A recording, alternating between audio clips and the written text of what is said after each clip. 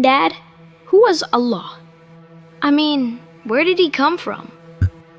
Let me ask you first, where did the sun come from? From space, from the universe, I guess. And where did the universe come from? From the Big Bang? And what caused the Big Bang? I don't know. Maybe nothing? Can nothing explode? No, that would be weird. Exactly. So whatever began everything can't be nothing.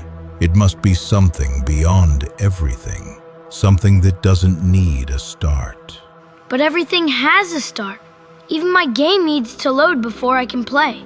Yes, but that's inside the game. The one who made the game isn't inside it waiting to load, right?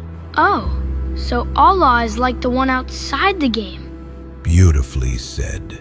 Allah created time, space, and every law that makes your game and this universe run.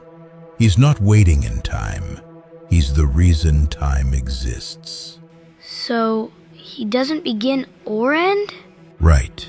Words like before and after are for things inside time.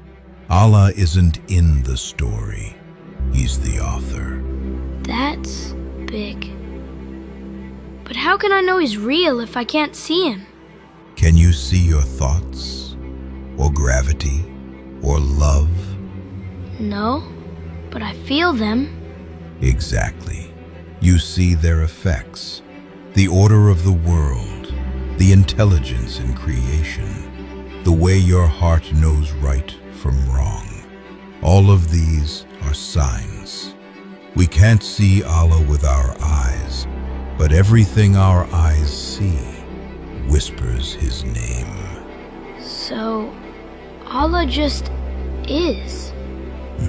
Yes, and that's what makes Him Allah, the one who was never made, who makes everything else possible. Then if He wrote time, He must know my whole story already.